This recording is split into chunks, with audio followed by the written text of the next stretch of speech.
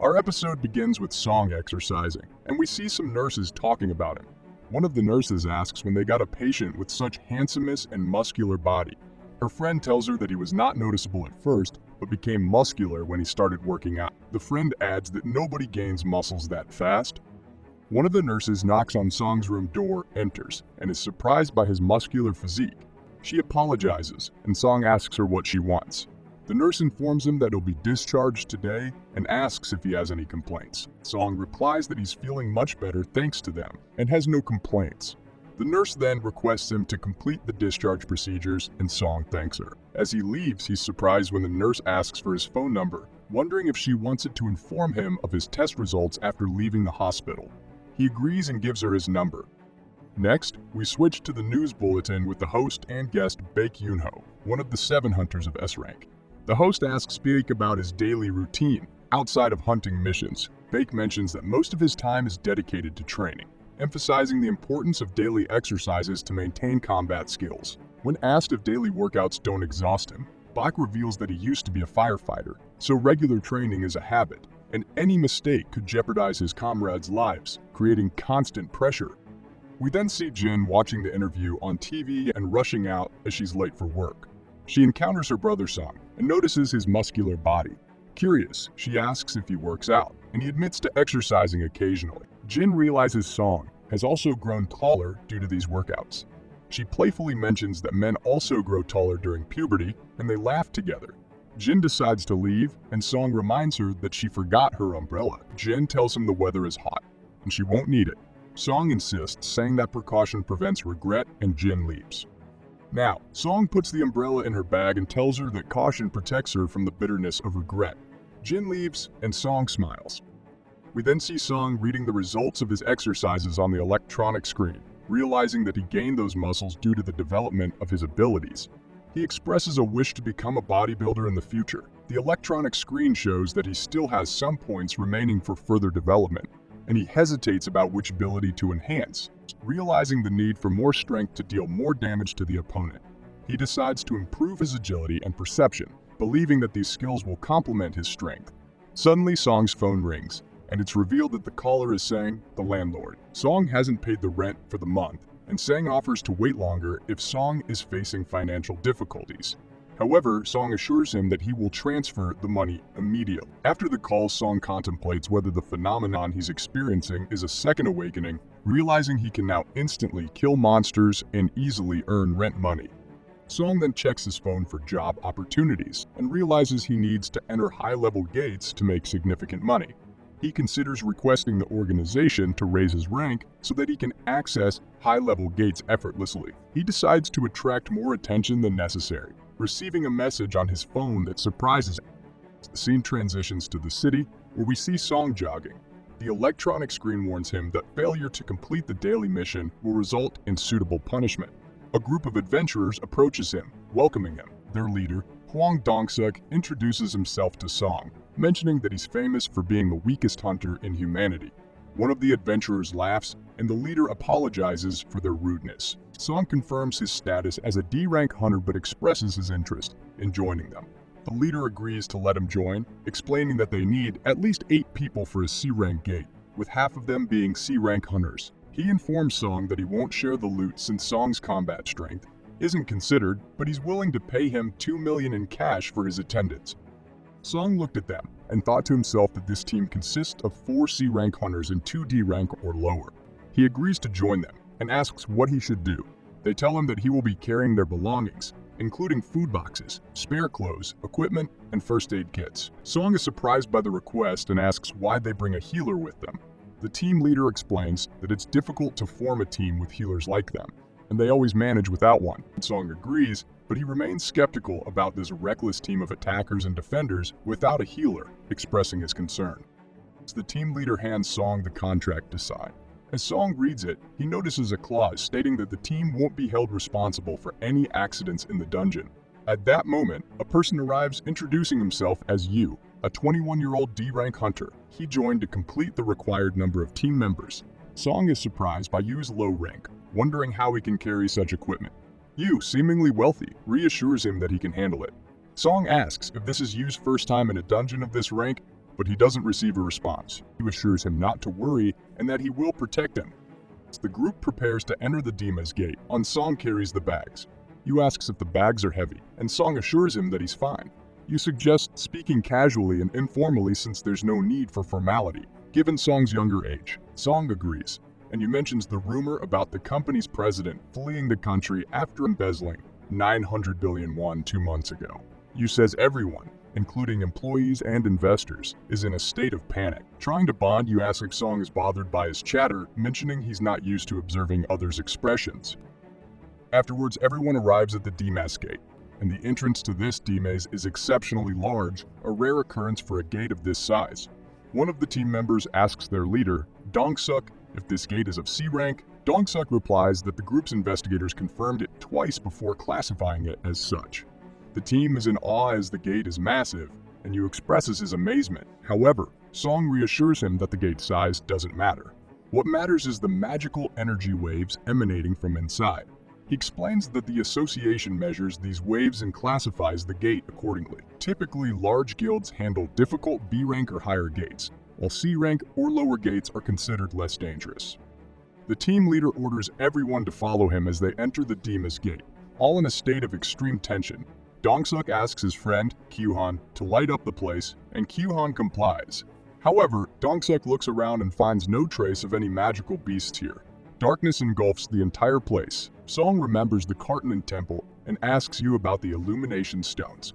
Yu is unfamiliar with them, and Song explains that they are luminous stones commonly found in cave-like dungeons. At this moment, Song recalls the Kartanen temple, and Yu asks about these illumination stones. Song clarifies that these stones emit a faint light and are typically found on walls or the floor to illuminate the cave. Yu grasps the concept, realizing that magical jewels are acquired from magical beasts, and mana crystals are collected in dungeons. The illumination stones brighten up the caves. As the team continues to explore the cave, Aachen pries that they haven't encountered any magical beast yet. Yu is amazed by the presence of a monster-free cave. When Yu asks about it, Song mentions that they will get used to it soon. As they stroll through the cave, they don't find any magical beasts or crystals. Yu is puzzled by the absence of magical beasts in this place. Song asks him to be quiet for a moment. Attempting to listen carefully, he discerns that there are magical beasts in the vicinity, but they haven't shown themselves yet. Dong-suk then instructs everyone to prepare for the incoming threat. Still contemplating the presence of these beasts, Song notices a swarm moving in the darkness, attacking any light source. He loudly informs the group that there are magical insect-type creatures above them. The team frantically searches for these insects but finds nothing. Song explains that it's an ant nest and they are in serious trouble. The sounds of the approaching swarm grow louder, and Song shouts at them that the insects are above them. As the swarm of insects descends upon them, attacking with swords and magic, Yu is surprised that all the insects are targeting Huang. Song explains that he used his provocation skill since he is a C-rank hunter. The young man then utilizes his magic to defeat all the insects, showcasing the effectiveness of his aim. Song reflects in his mind that it's evident they have been working together for a long time, demonstrating good teamwork. However, their combat style is aggressive, and Jin-Ho compensates for his lack of strength with luxurious equipment. Despite this, Song feels a deep sense of frustration. After successfully eliminating the insects, the team leader instructs everyone to gather the magical gems. They divide the gems into 7 parts and approach Song, thanking him. The leader acknowledges that if they had discovered the threat later, they would have been in trouble, prompting Song to explain his intuition about the insects being above them. Impressed, the leader commends Song's keen intuition, stating that it saved them. Another team member calls the leader's attention to their injuries, noting they aren't sword wounds or burns but seem to be bites. The leader agrees, mentioning that some were bitten to death, indicating the presence of a higher-ranked magical beast in the vicinity. Yu asks Song if he observed how he killed the monsters. Song compliments him on his skills, noting the effectiveness of his sword and shield. Yu agrees, stating that his primary mission is to buy high-quality equipment for his father. The scene then transitions to the gym, where the young man questions the sudden explosion. His friend reassures him that it's a common occurrence as the guild leader is training. The young man boasts about penetrating a huge rock with a single strike. Said returning to the cave, with the adventurers searching for the monster leader. Song points out that despite the cave's size, it's nearly empty due to the magical energy waves. He complains about the weight of the luggage, but Song convinces him that the financial reward, without the need for combat, is a lucrative deal. Yu agrees, and Song muses about the strange situation of a veteran team lacking a healer and needing additional members to complete their roster. The leader remarks that during their long journey, they haven't encountered any live magical beasts. The young man Slim suggests that all the monsters they encountered were either dead or dying. He believes the leader's assumption about the leader of the beasts being somewhere nearby is correct. The leader asks Q-Han to illuminate the area with light, revealing a stone in front of them. The leader speculates that the leader's chamber is ahead. They cut through the spider silk threads and proceed down the corridor, eventually reaching the leader's room. It is surrounded by numerous mana crystals, estimated to be worth nearly $1 billion. The leader envisions the team growing significantly in size after selling all these crystals. The other team members express excitement, anticipating immense wealth when distributing the crystals among themselves. Jin-Ho, curious about the contract, asks Song to show it to him since he is knowledgeable about the law. The leader also inquires about the contract, and Song explains that the mentioned loot only includes magical stones, not mana crystals. He suggests dividing the crystals into 8 parts instead of 7, and the leader agrees, emphasizing a fair distribution. Jin-Ho asks Song to show him the contract he signed earlier, and the leader informs him that the loot mentioned refers only to magical stones. However, the mana crystals need to be divided into 8 parts, not 7. The leader agrees to the division, but stresses the need to dispose of the giant spider, the cave's leader, before closing the gate. The leader reveals that the spider is currently asleep, presenting an opportunity for them. The leader assigns a team member to start digging for crystals immediately. The member informs them that he didn't expect such a large quantity of mana crystals, confessing that he left the tools in the car. The leader scolds him for neglecting to carry the tools, emphasizing the importance of being prepared. The leader then apologizes to Song and those with him, reassuring them and instructing them to stay for monitoring. The leader and the rest of the team leave to retrieve the tools, leaving only Song and Jin-Ho inside the spider's chamber. Jin-Ho comments that they are alone within the leader's chamber, and there's a possibility the spider might wake up and attack them. The leader assures them that the spider won't wake up as long as they don't provoke it. He advises them to stay vigilant and leaves with the rest of the team. At that moment, Song begins to suspect that there's something wrong in this situation, and he can't trust the leader. According to the rules, at least 8 people are required to complete a rank C dungeon, except for himself and Jin-Ho. This means the team should consist of 6 members. But what's strange is that they don't have a healer with them. Song recalls when the team leader claimed that they always handle their affairs and manages to survive, making it clear that they often delve into rank C dungeons.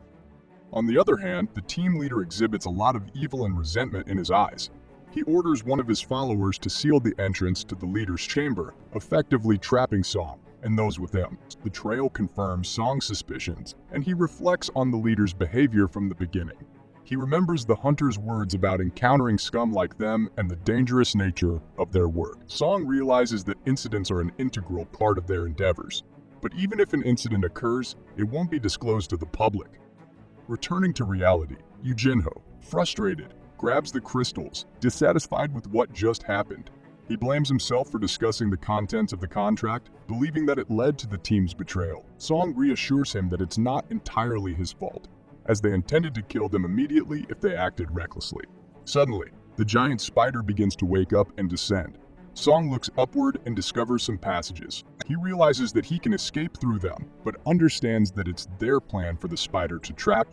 The spider stands before them, representing a vast power difference as they are rank A hunters, while the spider is rank C. Jin-Ho reassures himself and expresses confidence that he'll handle it personally. He draws his sword and stands confidently, considering the monster weak compared to others he has faced. He is determined to defeat the spider easily, denying the traitorous leader what he wants. The episode concludes, teasing the audience with the promise of thrilling events in the next installment, urging them to subscribe and activate the notification bell for updates.